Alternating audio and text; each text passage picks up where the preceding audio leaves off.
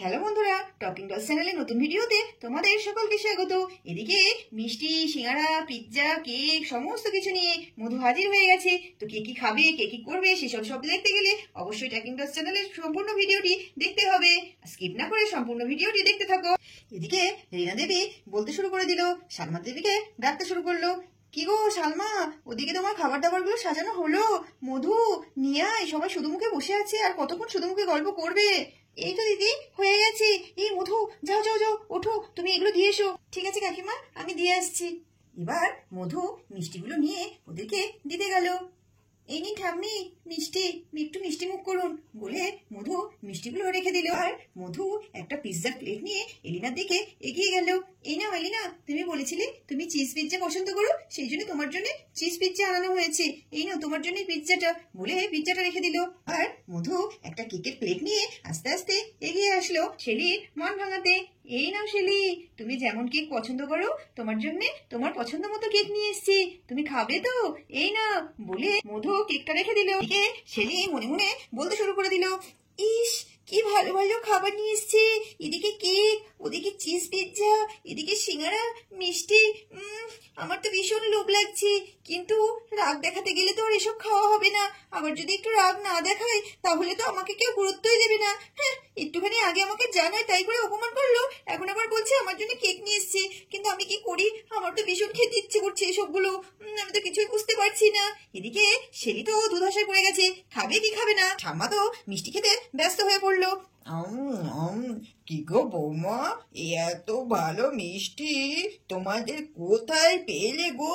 খুব ভালো খেতে, এখন আর এত পিওর ছানার মিষ্টি পাওয়াই যায় না গো। এদিকে সবিতা দেবী তো ঠাম্মির মিষ্টি খাওয়া দেখে বাইরে বেরিয়ে এলো কিছু বলার জন্য। মা, আপনার কিন্তু ডায়াবেটিস আছে, আপনি কিন্তু মিষ্টি একটু কম খান। এই ভালো মিষ্টি বলে আবার যেন অনেকগুলো খেয়ে নেবেন না। আরে বৌমা, একটু মিষ্টি তো খাচ্ছি, খেতে দাও দিনি।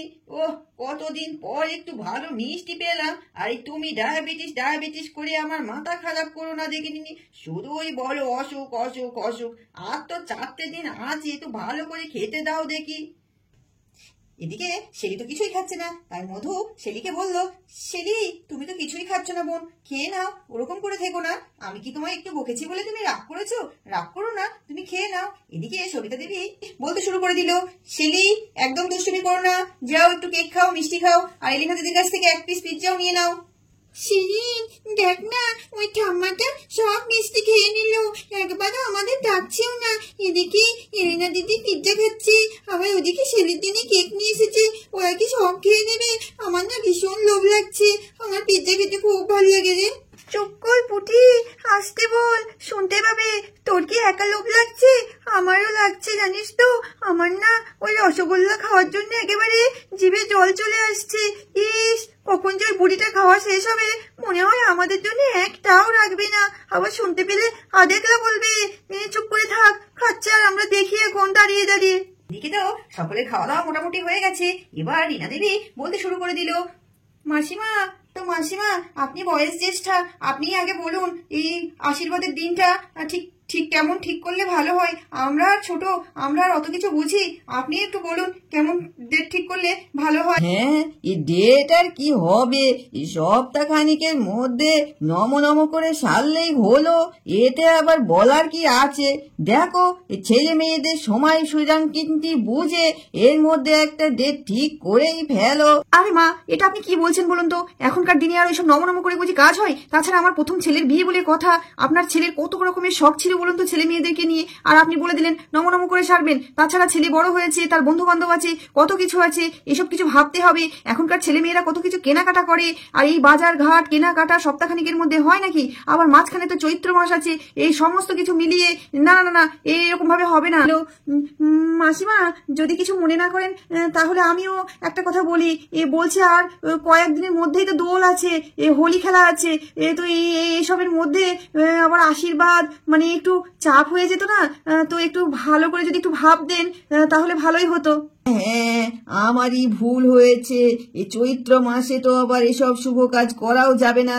তাহলে এক কাজ করো না বৌমা, এই বৈশাখ মাসের প্রথম দিকে হলেও হয়, দেখো কেমন হয়, তোমরা ভেবে দেখো।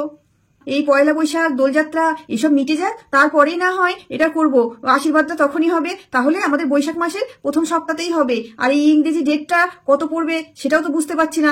আচ্ছা ঠিক আছে, রাজেশের কাছ থেকে জেনে নিয়ে আমরা ডেটটা ফোনে জানিয়ে দেব, কেমন? এদিকে এই এলিনা তো আশীর্বাদের ডেট ঠিক হওয়া দেখে জ্বলে পড়ে একেবারে শেষ হয়ে যাচ্ছে। না না না না না, এটা কি করে হচ্ছে? আমি তো কিছু বুঝতেই পারছি না। আমি এই আশীর্বাদ কিছুতেই হতে দেবো না। ডেট হচ্ছে হোক না, আমি যে কত কিছু করি একবার দেখোই না। আমি কোনোভাবেই এই আশীর্বাদ হতে দেবো না। রাজেশ শুধুমাত্র আমার আর আমারই থাকবে, এই গাঁয়াটার আমি কখনোই হতে দেবো না বলে এলিনা মনে মনে বিড়বিড় করতে থাকলো। আর ওদিকে শিরিন কিছু বলছে। এদিকে শিরিন বলতে শুরু করে দিল, কাকিমা কাকিমা, শুধু পয়লা বৈশাখ আর এই দোলযাত্রাই নয়, আমাদের ঈদও তো আছে। তো আমাদের ঈদ না হয়ে গেলে মধু দিদির আশীর্বাদ কেমন করে হবে? ও বাবা, তাই তো আমি তো ভুলেই গেছি, আমাদের শিরিন রানীর আবার ঈদ আছে। হ্যাঁ, এই সমস্ত অনুষ্ঠান মিটে যাওয়ার পরে আমরা নতুন অনুষ্ঠান নিয়ে হাজির হব, এই তোমাদের মধু দিদির আশীর্বাদ নিয়ে। তো বন্ধুরা, এই তোমরা তো আজকে শুনলেই তোমাদের মধু দিদির আশীর্বাদটা তো ঠিক হয়েই গেছে। তো তোমাদের মধু দিদির আশীর্বাদ দেখার জন্য অবশ্যই কি করতে হবে, এই টকিং ডলস চ্যানেলটিকে সাবস্ক্রাইব করতে হবে। আর সবার আগে ভিডিও পেতে পাশে থাকা বেল আইকনটি প্রেস করে দিবে। আর হ্যাঁ, এই কেমন করে আশীর্বাদটা হলে ভালো হয়, কি কি জিনিস পড়ালে ভালো হয়, তোমাদেরও তো একটা মতামত আছে, তো তোমরাও জানিয়ে দেবে কমেন্ট বক্সে। আর ভিডিওগুলো ভালো লাগলে অবশ্যই লাইক করবে। এই ভালো থেকো, সুস্থ থেকো। আজকের মতো ভিডিও এখানেই শেষ।